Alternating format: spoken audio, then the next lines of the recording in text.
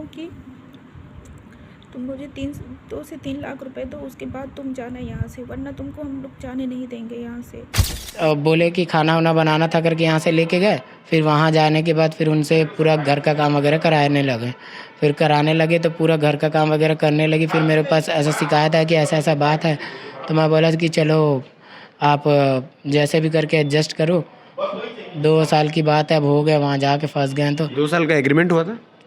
Last में उसको payment का डिमांड किया। मैं बोला आपके यहाँ काम तो कर रही है तो पेमेंट तो देना पड़ेगा, ऐसा करके बोला मैं पेमेंट के लिए। तो पेमेंट के लिए बोला नहीं, पेमेंट भी नहीं दूंगी, अगर तुमको तुम्हारी औरत चाहिए तो हमको। बेरोज़गारी इतनी ज़्यादा बढ़ चुकी है कि रोज़गार पाने के लिए इंसान क्या कुछ नहीं करता।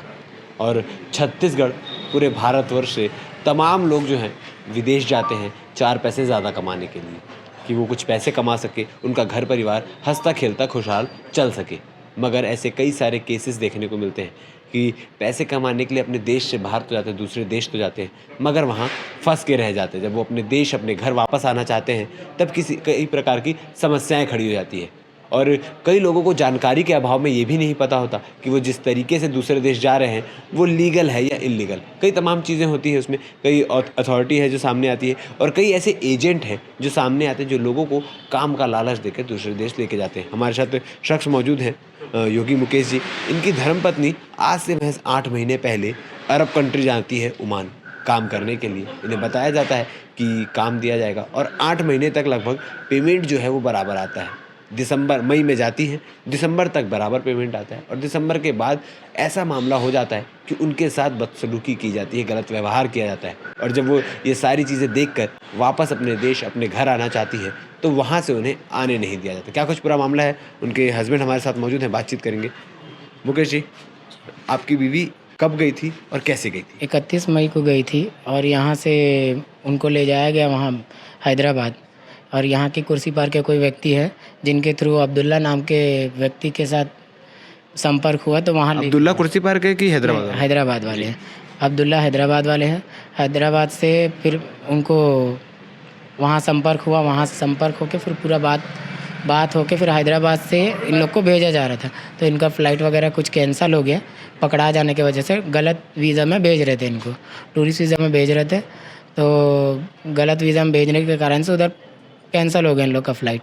फिर उसके बाद वहाँ से फिर मैं बोला कि हो गया तो आ जाइए आप लोग, नहीं हो पा रहा है। तो फिर वहाँ से फिर वो बोला कि अपना नहीं, इतना पैसा खर्चा हुआ है, आगे एक और बार ट्राई करते हैं, ऐसा करके बोला। तो एक और बार ट्राई किए केरल कोचीन से, तो वहाँ से जैसे तैसे करके आगे बढ़ गए उन लोग। फिर वहाँ से जैनब नाम की औरत उनको पिकअप करने आई और वो लेके गई वहाँ, कहाँ उनकी जो अभी जहाँ पर काम कर रही थी, हफीज़ा नाम के औरत के घर, हफीज़ा नाम के औरत के घर लेके गई। फिर वहाँ से फिर पता चला 1 महीने के टाइम के अंदर में इसका वीज़ा फिर लगा। फिर वीज़ा लगने के बाद फिर उनसे बातचीत हुआ। सब बात होने के बाद बोले कि खाना वाना बनाना था करके यहाँ से लेके गए। फिर वहाँ जाने के बाद फिर उनसे पूरा घर का काम वगैरह कराने लगे। फिर कराने लगे तो पूरा घर का काम वगैरह करने लगी। फिर मेरे पास ऐसा शिकायत है कि ऐसा ऐसा बात है। तो मैं बोला कि चलो आप जैसे भी करके एडजस्ट करो। 2 साल की बात है, अब हो गया, वहाँ जाके फंस गए। तो 2 साल का एग्रीमेंट हुआ था।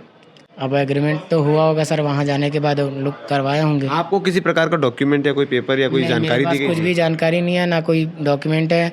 उनका पासपोर्ट वीज़ा सब जब्त किया गया है उनके पास। अच्छा, वहाँ जाने की जब बात हुई तो आप लोगों ने कैसे सोचा कि ये दूसरे देश भेजना चाहिए काम करने के लिए, और उसका प्रोसेस क्या होगा? जिस शख्स से आप लोग की बात हो रही थी उसने क्या कुछ बताया था? उन्होंने यही बताया कि ज़्यादा परिवार कुछ नहीं है, एक छोटा सा परिवार है, 1-2 लोगों का परिवार है और एक डोकरी है जिसको देखना है और खाना वाना बनाना है करके। बाकी अपना अपना सब अपना अपना करते हैं। वहाँ जाने के बाद कुछ ज़्यादा ही लोग थे वहाँ, 7-8-9 बच्चे थे उसके। जो भी है सब, फिर भी झेलने के बावजूद भी चलो आ गए हैं, अब काम कर ही लेते हैं करके ऐसा करके हो गया। तो होने के बाद फिर वही वहाँ जाने के बाद को 8 महीने के 7-8 महीने तक ठीक चल रहा था। उसके बाद क्या हुआ, कुछ आपसी विवाद में इसके साथ हाथापाई कर दी है। तो हाथापाई करने के बाद फिर भी मैं कुछ नहीं बोला। मैं बोला चलो एडजस्ट करते हैं करके जैसे तैसे एडजस्ट किए। फिर एडजस्ट करने के बावजूद भी बोले कि लास्ट में उसको पेमेंट का डिमांड किया। मैं बोला आपके यहाँ काम तो कर रही है तो पेमेंट तो देना पड़ेगा, ऐसा करके बोला मैं पेमेंट के लिए।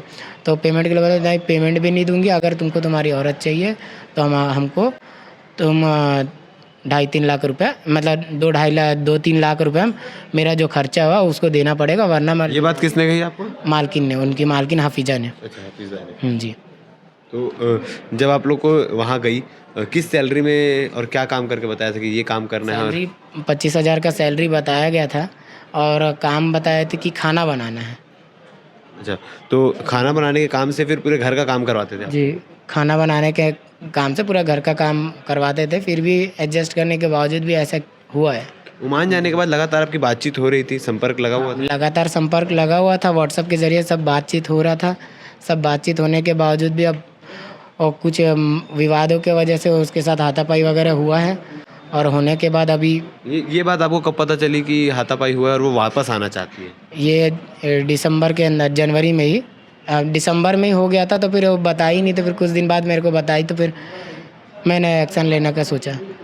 फिर वहाँ पुलिस मतलब थाने गया, तो वहाँ छावनी थाने से कोई वो नहीं हुआ। वो बोले कि यहाँ से कुछ नहीं हो पाएगा, जो भी होगा दिल्ली हाई कोर्ट से वगैरह होगा। तो फिर रिकेश सेन जी के पास गए थे, विधायक जी के पास, तो फिर उनके ज़रिए से अभी कार्रवाई करने का प्रयास किया जा रहा है। आपके घर में कौन कौन है? मेरे 2 बच्चे हैं और मैं हूँ। क्या उम्र होगी बच्चों की? बच्चों की एक की 4 साल है, एक की 7-8 साल है, 7 साल है। आपकी शादी कब हुई थी? ये अभी हो गया 10 साल करीबन 10 साल करीबन हो गया। तो आप लोगों ने जब निर्णय लिया कि ठीक है बाहर जाना है, भेजना है काम करने के लिए, तो जो कुर्सी पार वाला शख्स था उसको आप लोग जानते थे पहले से? नहीं, मैं तो नहीं जानता था, लेकिन जिनके जरिए गया ये आइडिया कहाँ से आया कि चलो विदेश भेजें और विदेश से पैसा कमाया जाए करके? अब तंगी के कारण, अगर अब कोरोना काल में तंगी के कारण जो भी हुआ था, उधारी वगैरह हो गए थे, ज़्यादा परेशान थे। तो अब देखते देखते काम खोजते वहाँ अब जैसे तैसा संपर्क हो गया। अब वो संपर्क होने के बाद फिर ये सब प्रोसेसिंग आगे बढ़ा।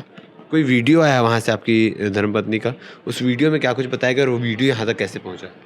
वो वीडियो उसने खुद ही बना के भेजा है। मतलब वो फंस गई थी, तो बंद होने के बाद वो फिर बनाई है। अभी उनसे संपर्क हो पा रहा है? नहीं, अभी नहीं हो पा रहा संपर्क। पहले व्हाट्सएप कॉलिंग के माध्यम से होता था, अभी वो भी बंद हो चुका अब है? वो सब बंद हो गया। अच्छा, और घर में जैसे बच्चे या फिर घर के और कोई सदस्य उनके बारे में पूछते हैं तो क्या जवाब देते हैं? अब उनके बारे में जो भी पूछते हैं तो वही बच्चे लोग पूछते हैं, तो बोले कि हॉस्पिटल वगैरह में है, ऐसा तबीयत खराब है। मतलब बच्चों को सच अभी नहीं बताया गया? नहीं, अभी सच नहीं। तो ये मुकेश जी हैं जिनकी धर्मपत्नी जो है वो फंसी हुई है ओमान में, और काम के नाम से ले गया गया था, और 8 महीने तक सब कुछ अच्छा चलने के बाद अचानक से विवाद की स्थिति उत्पन्न होती है और वहाँ पर बंधक बनाकर रख लिया जाता है। पेमेंट भी नहीं भेजा जाता और ना वापस आने का कोई ज़रिया, कोई रास्ता। अब इस मामले में क्या कुछ होता है, सरकार क्या करती है या पुलिस वाले क्या करते हैं, क्योंकि इंटरनेशनल मामला है और इसमें जो भी चीज़ होगी, जो भी प्रक्रिया होगी वो दिल्ली से होगी और जो फॉरेन मिनिस्ट्री है वहाँ से सारी चीज़ें की जाएंगी। अभी ये मामला वहाँ तक कैसे पहुँचता है और पहुँचने के बाद सरकार इसमें क्या निर्णय लेती है, क्या इनकी बीवी वापस आ पाएगी कि नहीं, आएगी तो कितने जल्द आएगी, ये देखने वाली बात रहेगी। बन रही है हमारे साथ भिलाई टाइम्स के चैनल को सब्सक्राइब करना भूलें। धन्यवाद। सर, मेरा नाम दीपिका है, मैं भिलाई शहर से हूँ और मैं ना यहाँ ओमान देश में आकर के फंस गई हूँ। सर, मेरे को कोई झूठ बोल के यहाँ पे ला के फंसाया है। मैं चाह कर भी यहाँ से नहीं निकल पा रही हूँ, पूरा बंद कर दिए हैं। मेरे को इन लोग मारे पीटे और फिर मैं बोली कि मुझे घर जाने दो, तो बोलते हैं इन लोग कि तुम मुझे 2 से 3 लाख रुपए दो, उसके बाद तुम जाना यहाँ से, वरना तुमको हम लोग जाने नहीं देंगे यहाँ से, वरना दूसरे जगह बेचेंगे और तुमसे पैसा वसूल लेंगे। सर, मैं क्या करूँ, मुझे बचा लीजिए सर, मुझे दूसरी जगह नहीं बिकना है सर, मुझे बचा लीजिए। बहुत तकलीफ में हूँ सर, बहुत टॉर्चर करते हैं लोग, बहुत गाली गलौज भी करते हैं सर, मैं बहुत परेशान हूँ सर।